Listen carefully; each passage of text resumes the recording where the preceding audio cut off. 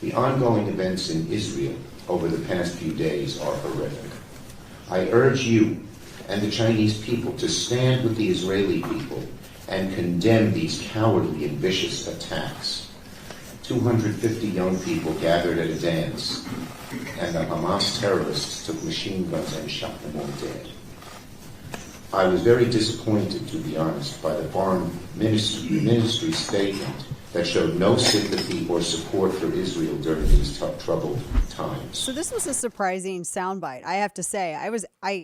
And it's about Chuck Schumer. So I'm just as shocked as you that my mouth is saying these things, because he's in Beijing, and he called on Xi Jinping to support Israel after these deadly terror attacks by Hamas. And he said he was disappointed. There was no sympathy shown at all.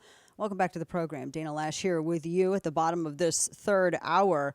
Joining me now, our very good friend, Stephen Yates, who he is very, well, it seems like these are very busy times. And, you know, he's a senior fellow at America First Policy Institute, as well as the chair of the China Policy Initiative. He served in the previous administration as well. He was an advisor of foreign policy. He's been an advisor on everything, and so with so many different previous presidents, former VP Cheney, all of that. So I want to start with, I was actually surprised about this, Stephen, because it's Chuck Schumer who said very straightforward, I was surprised by your absence of any kind of sentiment at all, much less sympathy. Did that take you by surprise that Chuck Schumer said that? And do you think did it move the Chinese at all? Well, Dana, I don't think it will move the Chinese very much. It did, I think, provoke a new statement that moved slightly better in terms of the rhetorical direction. But so there was kind of a mechanical adjustment. And like you, I'm no fan of the Senate Majority Leader, among the most ruthless practitioners of politics ever to walk the earth. But he is, at his core, a New Yorker. And has been very consistent in talking about Israel. And so for all of the many other things where I would definitely kick up dirt, mud, dust, whatever else, that part doesn't surprise me. He also has I guess it's fair to say, chutzpah, to say to the face of another leader that what your foreign ministry said wasn't up to snuff. I wish we had presidents with that same chutzpah. They called lids already, though, after the big barbecue yesterday. Unbelievable. Such a travesty. Yeah. And, my goodness, he used to track when presidents would go on vacation, but now it's the default position that there's a lid in vacation with this president. So to me, I don't know how the Democrats can defend any of this at this point.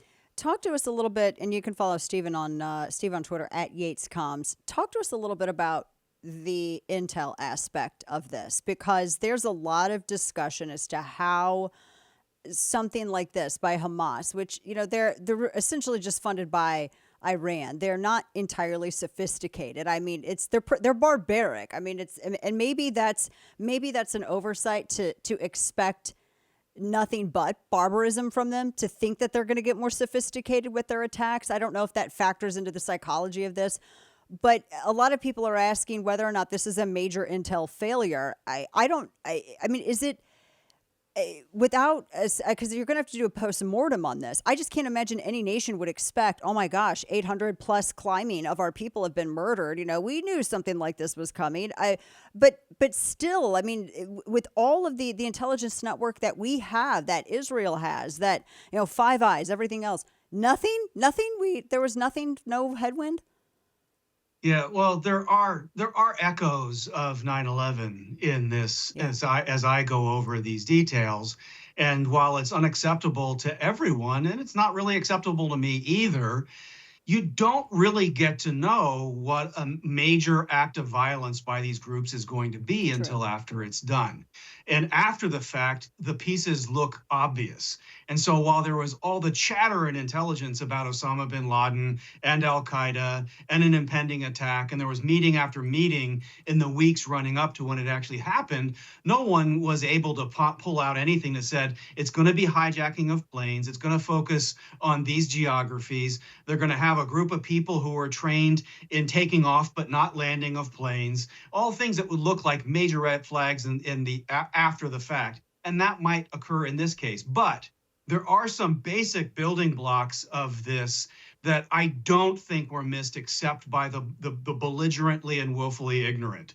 And that is that the leader of Iran said that they're going to use the money released to them however they see fit. Right. The leader of Iran said that they would support Hamas.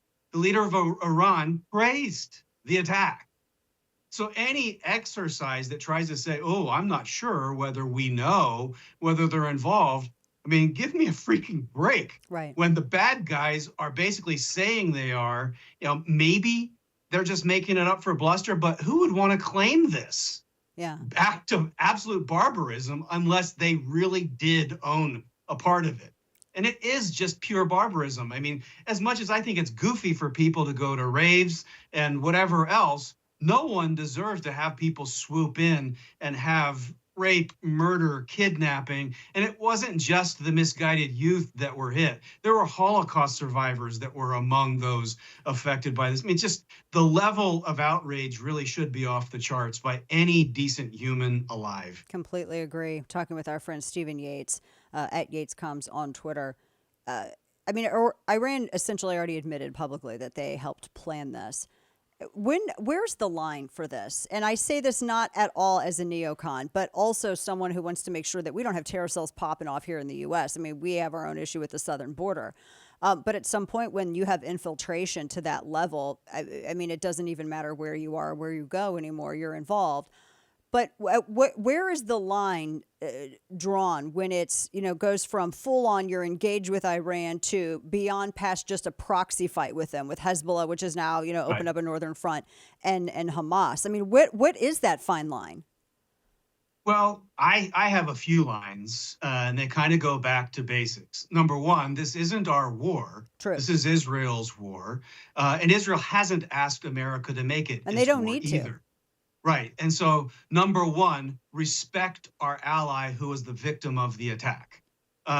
Number two, if we had a sentient being running the United States of America and the free world, that leader would recognize that he contributed to this by moving away from the strategic footing of Iran being the most important destabilizing force in the Middle East and having the Gulf allies resuming cultural and other relations with the state of Israel. It was an alternative path to peace. It may seem like cheap revisionism to some people, but it's true.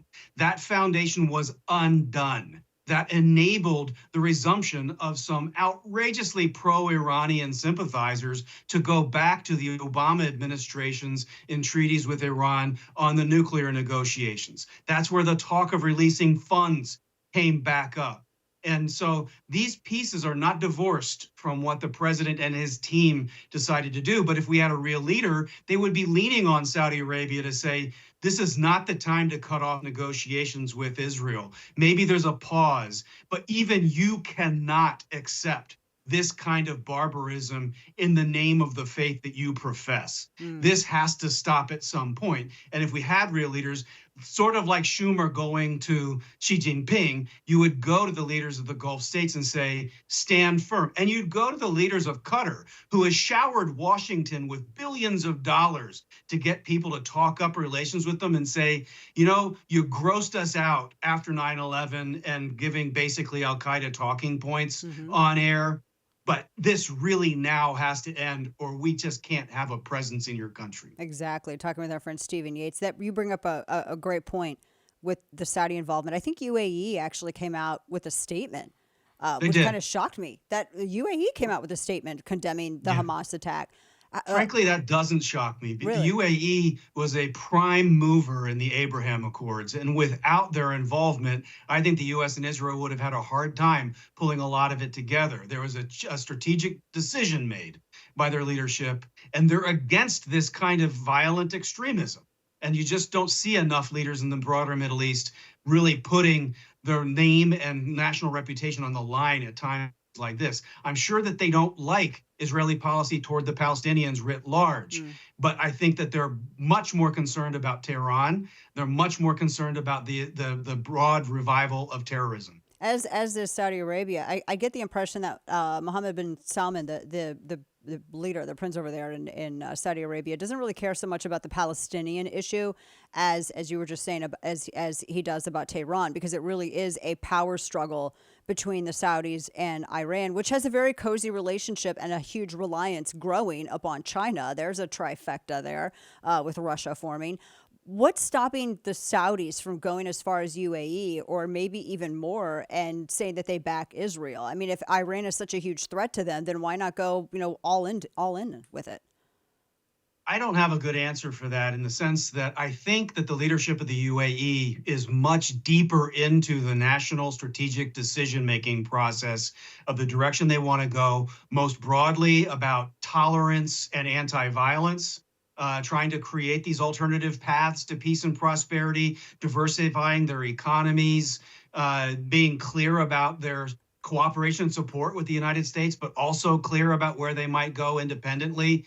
And I think that the leadership of Saudi Arabia has a little less of time in cockpit, so to speak, to have much more commitment to these broad directions. When you get hit with something like this is a really ugly shock.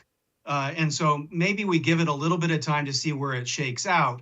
But I really hope that basically the leadership of the UAE influences more of the other parties in the region to come back to where they were before. And really, they should be pressuring the Biden administration to put this genie back in the bottle on its broader approach to the Middle East, too. And that's what I was just getting ready to ask. Do you think sanctions are going to come back? I mean, I can't imagine that not being the response to this. But, it's Biden. Well, they went to great pains to make us not believe what we could see with our own eyes and hear with our own ears, that they hadn't, in fact, allowed money to flow back to Iran. And they ignored what all of us know as human beings, that if you put money in my left pocket, that gives me more freedom of how to use the money in my right pocket. There's a fancy pants word called fungibility that describes this very phenomenon. So even just the signal that money might be released was a go for Iran to do whatever it was likely to do. And if it's true, and I believe it's true, that they've been supporting this kind of plan for some months,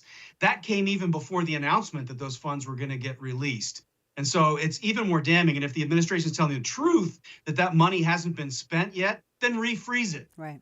Then, it's pretty simple. I think Senator Cruz and some others have called for exactly that. Yeah. If they haven't spent it, then just refreeze it. Don't let it thaw, so to speak. Let's just keep it frozen. Stephen Yates at YatesComms. Busy time for you, busy time for everyone. And man, our prayers are with our strategic ally, our one there in that area. Good heavens. Thank you so much for your time today and every Monday. We're grateful for you. Thank you so much, Dana. Take care. You too.